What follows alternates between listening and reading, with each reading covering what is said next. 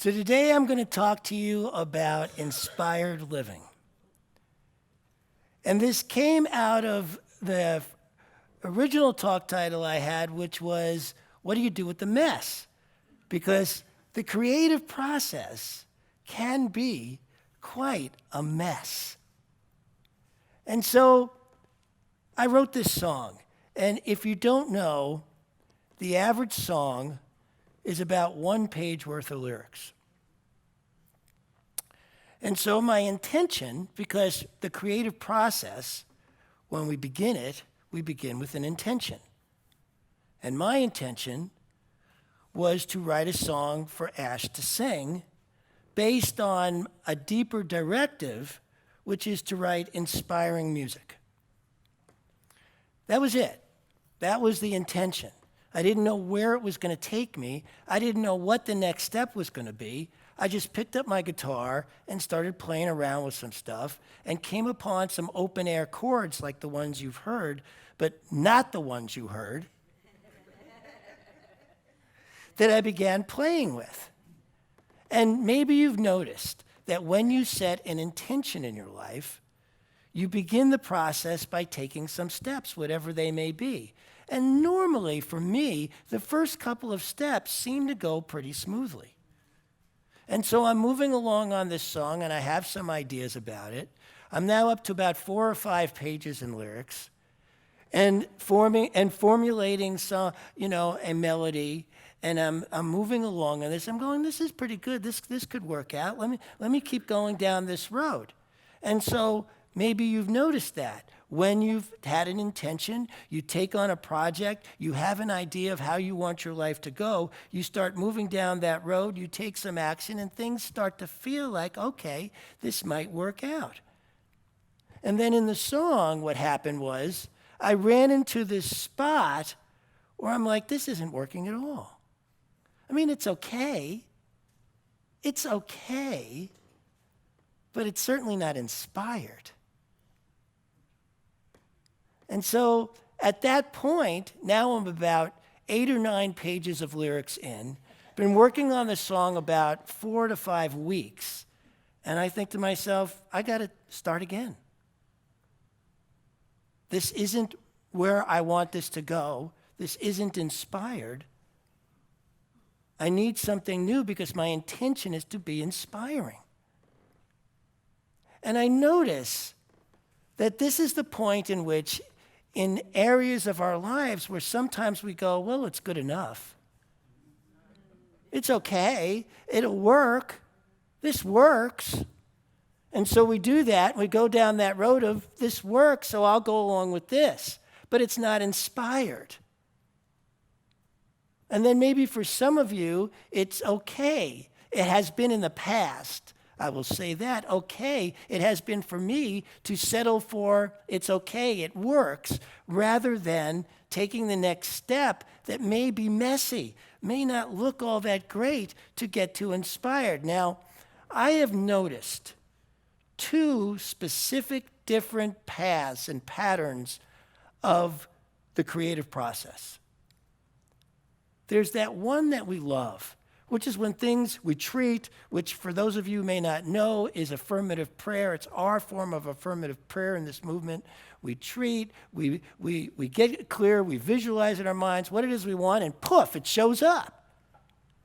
I mean, I love that. Don't you love that? When that happens, I mean, it just shows up. And it's like, wow, this stuff really works. This is fantastic, right? And we go on with that. We go on with the idea that this is great. Or you have a plan you have set in motion. Right? Like the plan we had here for having these folks come in and candidating, and then we were going to vote on them. And it was this very specific thing. And we thought, okay, this is how it's going to go. This is going to work out great, right? And if it had gone to its conclusion, everybody would have been, that was great. That just worked just the way I thought it was going to. And you love that when that happens in your life, don't you? I do. That's just great. Then there's this other pattern of the creative process where you run into stuff. Things don't turn out. And What we do in those moments defines what happens next. If we get all distraught, we start thinking, oh my God, this is so confusing, I've spinned my wheels, or any of those things that we tell ourselves, this isn't working, maybe I wasn't meant to have this in my life. Have you ever said that? Maybe I wasn't meant to have this in my life. Those are the moments. Those were the defining moments where instead you could have said, this is part of the mess of the creative process. And so I'm sitting there with this song, and it's a mess. I'm now 8, 9 pages of lyrics in. I've got all this different stuff going on. I've got 6 different ideas for melodies. None of them making any sense, so I tossed it all. I said, I got to start. And the thing about that is, if you've ever done that, is you never really start over again. Because you're starting from the place of what didn't work. You're starting from the place of having all this new experience that got you to where you are. And so what I've learned about the creative process is it's incredibly organic. Right? It has this organicness to it that isn't for us to judge. If we have something we want to create in mind, it's not very different from birthing a baby. And I don't know if you've noticed, if you've ever had kids, you really don't get to say how they turn out and what they like and what they're going to do. As much as you'd like to. I know I did. I was one of those helicopter parents. What a bad idea that was. And so you get to a point where everything I do, every project, everything we want to create is pretty much the same. It has its own beingness. It has its own life. What is happening here in this community has its own life. There's just no telling what that life's going to take us in terms of the next steps, in terms of what happens next. But to think that what happened somehow was wasted time or confusing or whatever is to belittle a process of creation that is growing, that is springing up into life in ways that we can't even imagine. And so here I am with this song, and I start over, and what I notice is some of the chords that I was using in the other thing worked here if I just changed them around a little differently. And then all of a sudden, I had that opening riff you guys were listening to, and I'm going, oh, that sounds pretty good. I'm liking that. And so I kept playing that more and more until I had a real feel for it. A melody started coming with it, and then the first verse came. In fact, the first verse and the chorus popped out together pretty well. And I was like, wow, this is a really good song. I'm off to a really good start. Where is it going to go from here? Where is it going to go from here? And so I had all these ideas that were another 10 pages of lyrics and another 4 weeks of writing and moving it around and changing it around of the idea of ideas that I thought were, and I finished the song 4 times thinking this is a really good song. This is really good. You have this beginning of this woman who's spinning around the fire, and it moves to all these other people joining her, and it's a universal idea, and it moves, and I'm like, oh, that's really nice. That's a good song. It works. And so I'm sitting with that. I'm sitting with it works, and I'm going, but is it inspired? I'm like, no. So another 4 weeks later, and we're going through another mass of lyrics. All of a sudden, one day, I wake up with an image of a woman in a wheelchair. And I was like, whoa, I would have never thought of that. And I started following what that would be like. And then all of a sudden, the song took shape where it was starting to inspire me. And isn't that what you want in your process of whatever it is you're doing? You want it to inspire you. And so you go along in your life, and are you asking the question, is this inspiring to me, what I am doing now? Because I can promise you that if it's inspiring to you, it will be inspiring to others.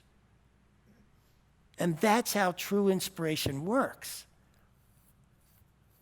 I remember when I was doing my first talk here, I was very concerned because I had never done a talk here before, and this was my home church, and John and Barbara had said, why don't you do a talk here? And my focus was on inspiring you until finally it dawned on me that it had to inspire me first. That it starts here.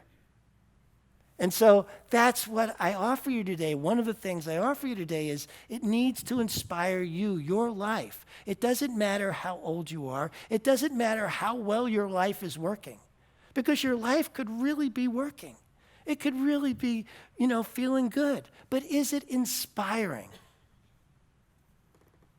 Because it is in that inspiration that we get to inspire others.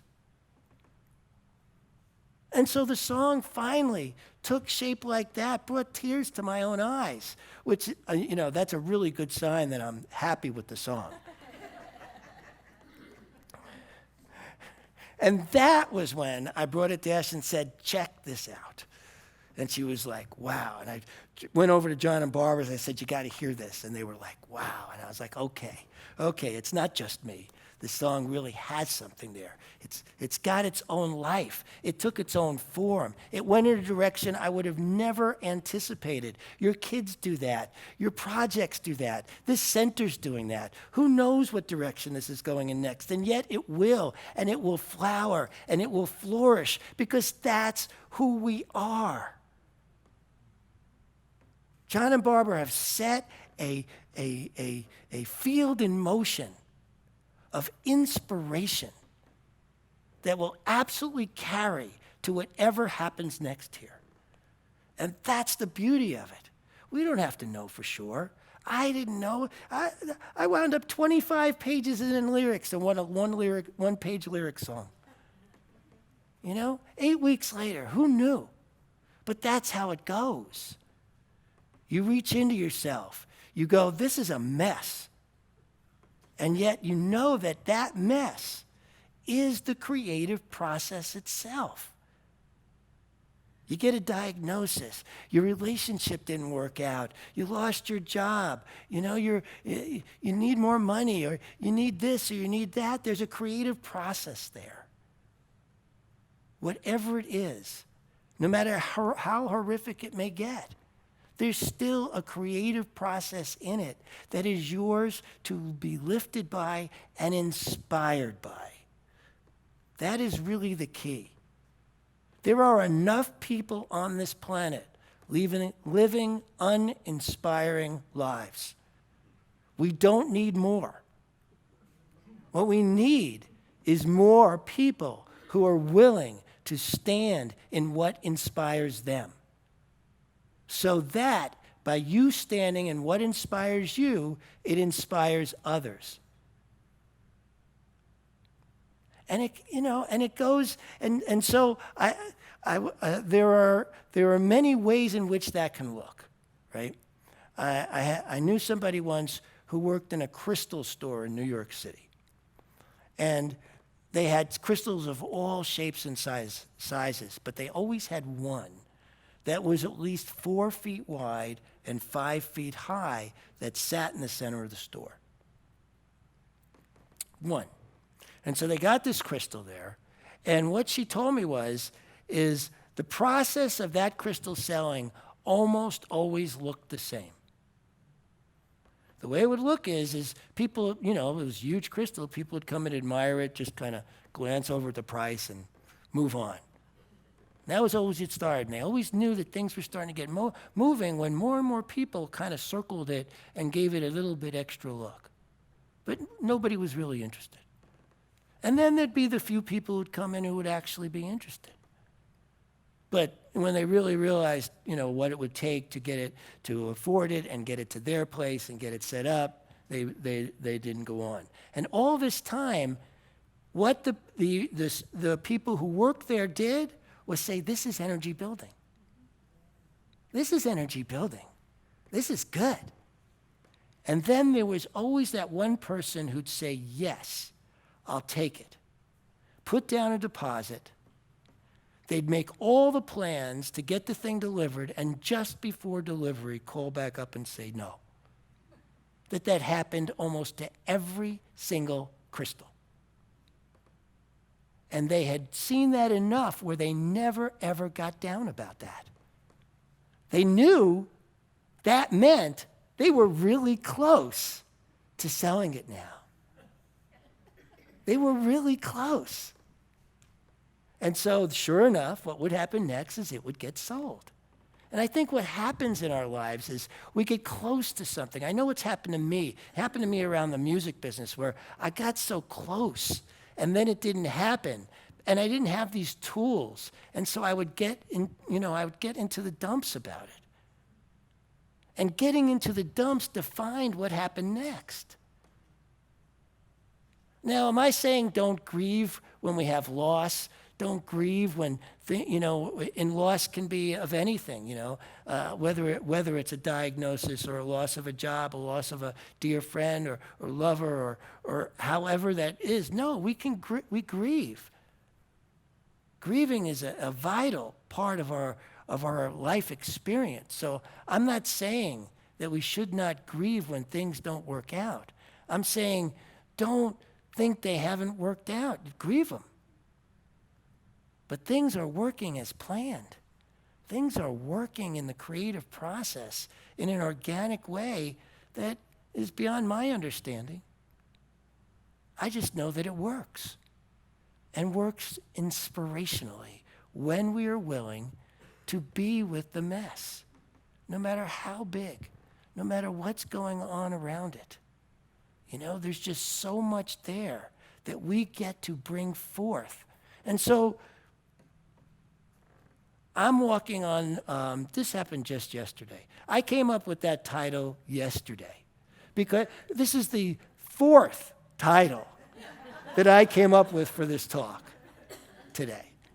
And it just came to me yesterday. I'm walking on this trail, I'm in the woods, and I'm thinking about what I'm going to say to you guys today. And I'm walking through the talk, and all of a sudden, it dawns on me that what I've been doing my entire life is reaching for an inspired life. That is what I've been doing with all the risks I've taken, with all the different things I've tried, many of which I have not succeeded greatly at, some of which I have.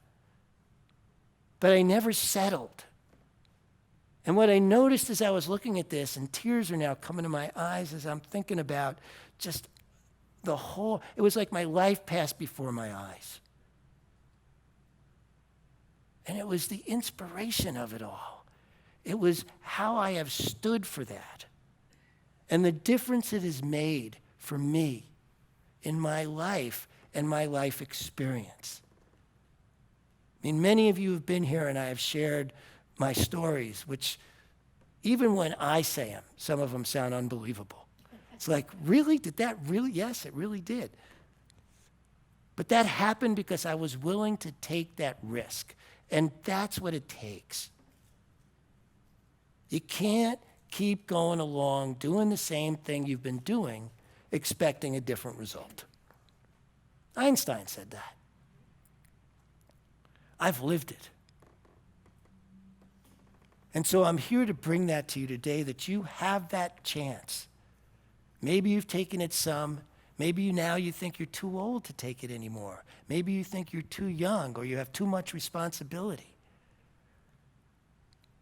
But I'm here to tell you that wherever you are in life, you have the opportunity, the chance to find something that inspires you right here, right now, and take that step again.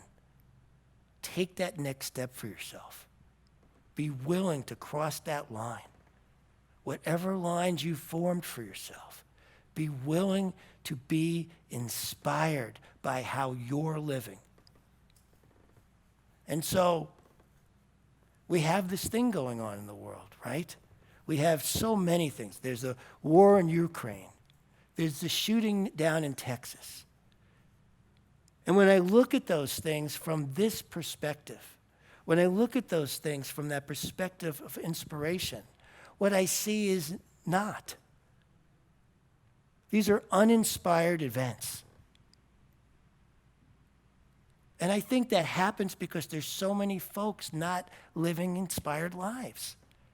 I mean, how could this, if that 18-year-old who did that shooting had been inspired to rise, to be more than the mess of the creative process that was going on in his head, do you think he would have done what he did? The odds are really against it. If Putin had an inspiration, a true inspiration, would there be a war in the Ukraine? But it's not these people's faults. I'm not blaming them.